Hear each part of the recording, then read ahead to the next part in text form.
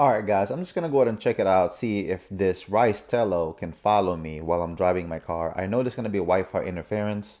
It's also, I'm in the garage. There's lots of interference here.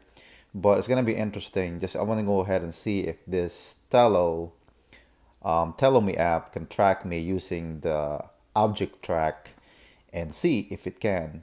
It's never been done before. I never thought of doing this, but I just want to show it to you guys. Wow! Can your drone do that? I just want to go ahead and show it to you guys, and it's something different. I mean, this is $100. Just imagine the part 2 of the Ryze Tello. And I'm just gonna go ahead and show you how this thing perform.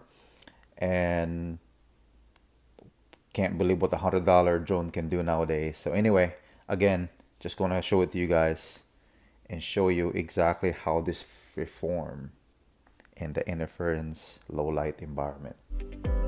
Now you guys can see I'm gonna go ahead and do my settings on this Tello Me app, and you can see I'm gonna go ahead and go down to the object track.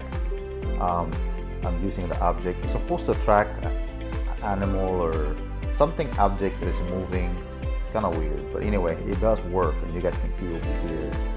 And also guys, I'm in the garage parking lot, and there's a lot of Wi-Fi interference here, and you guys can see how this thing works. So anyway guys, you guys can see exactly what I'm doing. I'm using the object track, and it's actually following me, and I'm just using my phone. I'm actually driving my car, and I mean, you can see here, this is just using a Wi-Fi. I don't even have a Tello controller. I mean, Tello didn't even have a controller. They just have a controller by Bluetooth. But you can see here what this Tello can do. And yes, I mean, it's $100, but of course, this drone is the only $100 that you can actually get that it can do coding and you can do other things with it. But I mean, this is what it can do.